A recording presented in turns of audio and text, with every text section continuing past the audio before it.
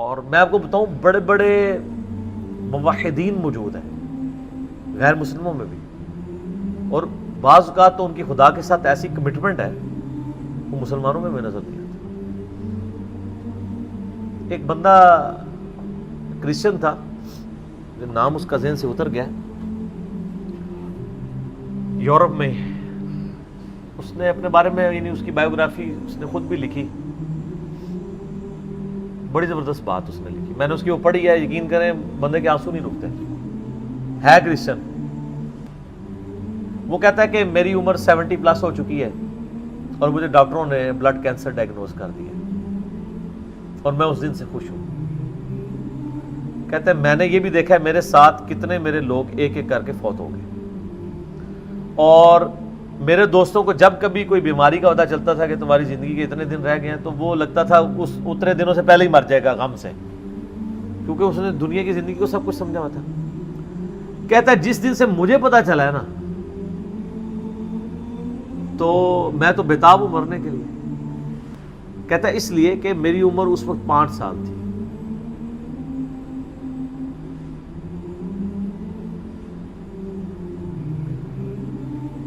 جب میں نے پہلی دفعہ یہ چیز سنی تھی کہ مجھے کسی نے پیدا کیا ہے اور اس گارڈ کی ڈیمانڈ ہے کہ میں ہفتے میں ایک دن سنڈے کا دن اس کو دوں، اور کہتا ہے آج میری عمر 70 سال ہو چکی ہے، میری زندگی میں کوئی ایک سنڈے بھی ایسا نہیں آیا میں نے دنیا جان کی اپنی روٹینیں چھوڑ کے سنڈے کے دن میں نے پورا دن گاڈ کو دیا اللہ کے لیے، میں نے کبھی اس پہ کمپرومائز نہیں کیا، بڑے سے بڑے معاملات بھی نہیں۔ تو کہتا ہے مجھے امید ہے کہ جس گاڈ کے لیے میں نے اتنی کمٹمنٹ کے ساتھ زندگی گزاری ہے اور میں نے اس کے اوپر کسی کو کمپرومائز نہیں کیا، وہ مجھے رسوا نہیں کرے گا۔ تو کیا ہمارے مسلمان بھی یہ دعویٰ کر سکتے ہیں؟ کتنے مسلمان جو کہ جی ہم نے جب سے سنا ہے کہ 5 وقت کی نمازیں ضروری ہیں، میری زندگی کبھی نماز نہیں کوئی چھوٹی۔ ایسے لوگ جو خدا کے ساتھ کمٹمنٹ رکھنے والے لوگ ہیں، ان کو گیون سرکمسٹانسز میں جتنا اللہ کا تعارف ہوا، نبی علیہ السلام کا پیغام بھی پہنچا تو ٹیمپرڈ فارم میں، وہ اللہ تعالیٰ اس کا معاملہ کرے گا، اور اللہ تعالیٰ کے اوپر کسی کی دھونس نہیں ہے، یہ ذہن میں رکھیے گا۔ بخاری اور مسلم دونوں میں حدیث ہے، نبی علیہ السلام فرماتے ہیں اگلے زمانوں میں ایک شخص تھا جس کی موت کا وقت قریب آیا تو اس نے اپنی اولاد کو جمع کیا کہ میں تمہارا کیسا باپ تھا؟ ان کا بڑے اچھے باپ تھے۔ انہوں نے کہا اگر تم مجھے اچھا سمجھتے ہو تو میری ایک وصیت ہے، جب میں مر جاؤں میری لاش کے ٹکڑے ٹکڑے کر کے اس کو آگ لگانا اور اس کی راکھ کو ہواؤں میں اور پانیوں میں اور کھیتوں میں بکھیر دینا۔ لئن قدر اللہ علیہ، اگر اللہ تعالیٰ نے مجھ پہ قدرت پا لی تو مجھے ایسا عذاب دے گا کہ کسی کو نہیں دیا ہوگا۔ یعنی وہ سمجھتا تھا میں خدا کے لیے وہ کمٹمنٹ کی زندگی نہیں گزار سکا۔ یہ حدیث بخاری مسلم دونوں میں ہے، مشکات میں دوسری جلد میں اللہ کی رحمت کے بیان میں آپ کو ملے گی۔ نبی علیہ السلام فرماتے ہیں جب وہ فوت ہو گیا اس کے پچھلوں نے یہی کچھ کیا، تو اللہ تعالیٰ نے ہواؤں کو پانیوں کو حکم دیا کہ اس کی راکھ سمیٹو، راکھ سمیٹی گئی، اللہ نے اسے زندہ کر لیا۔ اللہ نے کہا ہاں بھائی جس چیز سے بھاگ رہا تھا وہی چیز سامنے آ گئی، یہ تو نے کیوں کیا؟ اس نے کہا یا اللہ میں تجھ سے بڑا ڈرتا تھا، میں اس طرح کی زندگی نہیں گزار سکا۔ اللہ نے فرمایا تیرا یہ یقین تھا کہ تجھے کوئی پوچھے گا؟ بس اتنی بات ہے۔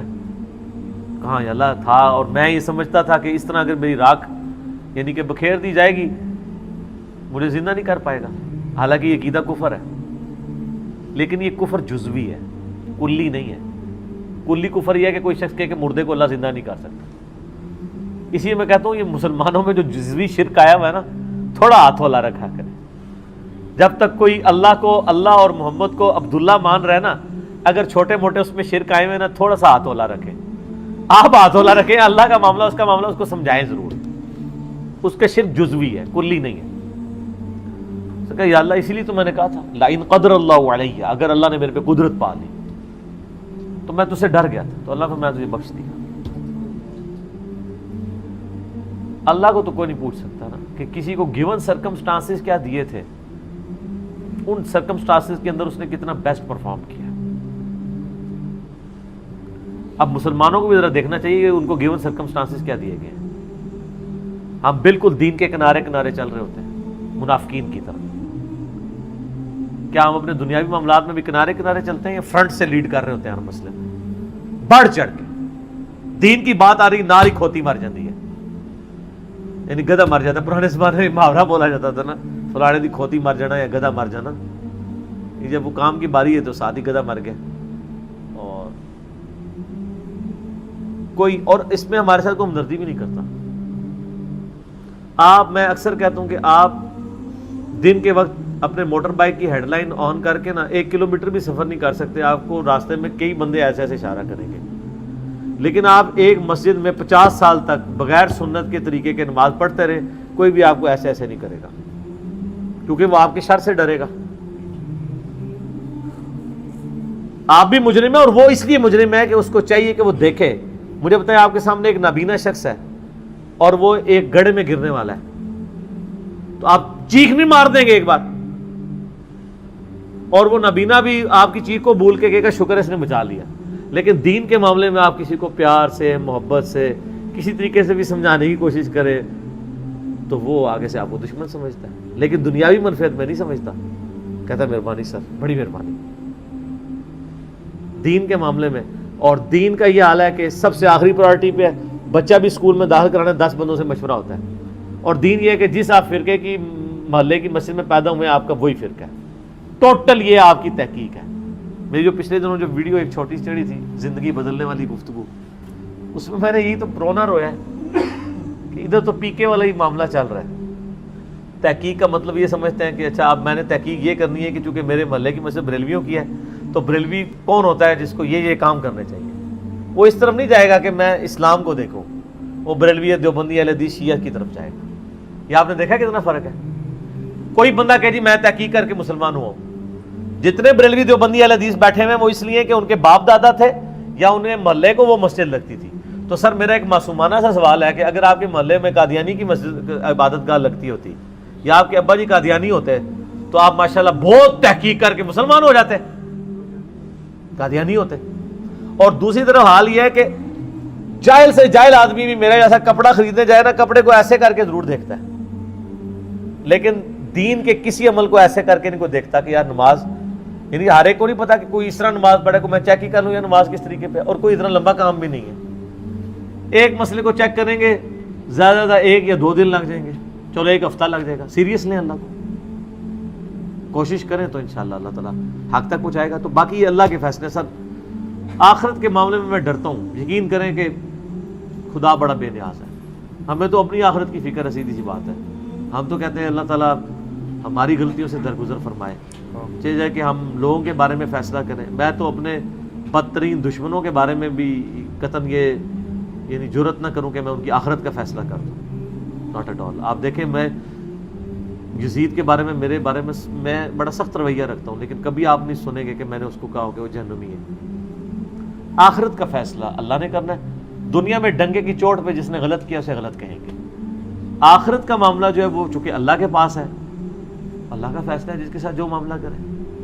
تو صرف جو دنیا کی جوڈیشری میں مقدمہ پیش کر کے آپ نے نہیں جیتنا، اللہ تعالیٰ نے صرف شواہد کی بنیاد پہ فیصلہ نہیں کرنا، گیون سرکمسٹانسز بھی دیکھنا ہے۔ میں اس کی چھوٹی سی مثال آپ کو دیتا ہوں، آپ بھی اس کو مانیں گے۔ مجھے بتائیں، ایک شخص خانہ کعبہ شریف سے 2 کلومیٹر کے فاصلے پہ اس کی کوٹھی ہے اور اس کا مکے میں کروڑوں کا بزنس ہے، اس کے پاس 3-4 ایئر کنڈیشن گاڑیاں ہیں، اور وہ ایئر کنڈیشن گاڑی میں بیٹھ کے ساری نمازیں آ کے حرم شریف میں پڑھتا ہے، کام جو اور کوئی نہیں۔ 1 لاکھ نماز کا ثواب یا 1000 نمازوں کا ثواب یا 10,000 نمازوں کا ثواب لے رہا ہے۔ اور ایک شخص پاکستان میں ہے اور اس کا حال یہ ہے کہ وہ جون جولائی کی تپتی دوپہر میں روڈ کے اوپر لک ڈالنے کی اس کی ذمہ داری ہے، اور اسی سے جو تھوڑی سی مزدوری اسے ملنی ہے اس نے جا کے بال بچوں کا رزق خریدنا ہے۔ ظہر کی نماز کا ٹائم ہوتا ہے مسجد وہاں سے دور ہے، اس کے پاس سواری بھی نہیں ہے، پیدل جا نہیں سکتا کیونکہ پیچھے سے نوکری سے نکال دیا جائے گا، وہ اپنا گندا سا پرنا وہی زمین پہ ڈالتا ہے قبلہ رخ، اور قریب کسی ٹوٹی سے، کسی پانی کے نل سے یا کسی چشمے سے، اگر اسلام آباد میں نے دیکھا ہے لوگوں کو ایسے، خصوصاً پٹھانوں کو، گرین بیلٹ میں نماز پڑھ رہے ہوتے ہیں.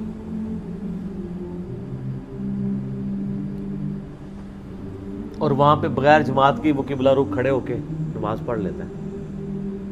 آپ یہ کہیں گے کہ اس کو 1,00,000 ضرب 27 جماعتیں 27 لاکھ نمازوں کا ثواب مل رہا ہے اور اس بیچارے کو ایک نماز کا ثواب مل رہا ہے. میتھمیٹیکلی تو آپ کی ایکویشن ٹھیک ہے، لیکن اللہ نے تو گیون سرکمسٹانسز بھی دیکھنے ہیں. یہی وجہ ہے کہ نیکیاں تولی جائیں گی، گنی نہیں جائیں گی. گننے میں آئے تو سعودیہ والا پار، اور تولنے پہ آئے تو اس کی ایک نماز اس کی 27 لاکھ نمازوں میں باری ہو جائے گی. جی سر، 1 روپے کے 1000 نوٹ پڑے ہوئے ہوں اور دوسری طرف 5000 کا ایک نوٹ پڑا ہوا ہو تو ورتھ کس کی زیادہ ہے؟ ایک نوٹ کی. یہ 1000 اس کا مقابلہ نہیں کر رہے. کیوں؟ اس کی ورتھ زیادہ ہے. اللہ نے سرکمسٹانسز میں دیکھنا ہے. ایک ملٹی نیشنل میں جاب کرنے والا بندہ ایئر کنڈیشن کمرے سے اٹھ کے اٹیچ باتھ روم میں وضو کر کے بالکل قریبی ایک ایئر کنڈیشن مسجد میں جا کے نماز جماعت سے نہ پڑھے اور اپنے دفتر میں مصلی ڈال کے 2 منٹ میں فارغ ہو جائے، اس کی جماعت معاف ہو جائے گی؟ اس کی تو معاف ہو سکتی ہے جو روڈ کے کنارے یہ کر رہے ہیں، کیونکہ اس بیچارے کے گیون سرکمسٹانسز ہی ہیں. تو اس لیے سر آخرت کے فیصلے نہ کیا کریں، ڈر جائیں. جتنا آپ کو اللہ کا خوف ہوگا نا، آپ آخرت کے بارے میں ڈریں گے. حقیقت بات ہے. اور پازیٹیو رہیں. میری وائف کا میرے ساتھ جھگڑا ہی رہتا ہے. میں بہت نیگیٹو چیزیں بھی لوگوں کی آبزرو کر کے نا، جب مجھے بالکل نظر آ رہا ہوتا ہے شواہد کی بنیاد کے اوپر بھی، میں درگزر کر دیتا ہوں.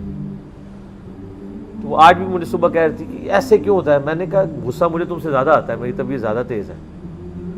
کیا اتنی تیز تو نہیں ہوگی جتنی وائف کی ہے، وہ زیادہ ہی تیز ہے، لیکن میری طبیعت بھی بہت تیز ہے.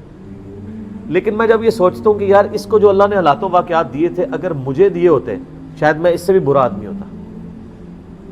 تو ہو سکتا ہے یار اس کو حالات ہی ایسے ملے ہوں. ساس بھی کبھی بہو تھی. ایک بہو اپنی ساس کے بارے میں اس وقت بات کر سکتی ہے جب وہ ساس بن کے اچھا پرفارم کرے اور پھر اپنی بایوگرافی لکھے کہ ہاں جی میری ساس تو یہ تھی اور میں یہ آئیڈیل ساس ثابت ہوئی ہوں. اللہ کے فضل سے میں نے تو آج تک کوئی ایسی ساس نہیں دنیا میں دیکھی. وہ جب بہو ہوتی ہے نا، وہ اسی وقت ہی وہ آئیڈیل ساس کی کوالٹیز بتا رہی ہوتی ہے. جب اس پہ وہ حالات و واقعات آتے ہیں تو وہ اس سے بھی ورس پرفارم کر رہی ہو. اور یہ دیکھا ہے، اسی کو کہا جاتا ہے نا خدا گنجے کو ناخن نہ دے. تو شکر کریں کہ آپ گنجے اور آپ کو ناخن نہیں ملے ہوئے. اگر آپ کو ناخن ملے ہوتے تو آپ زیادہ اپنا نقصان کر لیتے. اس لیے پازیٹیو رکھیں، پازیٹیو ایٹیچیوڈ رکھیں. اس کا فائدہ یہ ہوگا کہ آپ کڑ کڑ کے مریں گے نہیں، آپ اچھی زندگی گزاریں گے اور آپ کے بارے میں کسی کے بارے میں آپ کے دل میں میل نہیں آئے.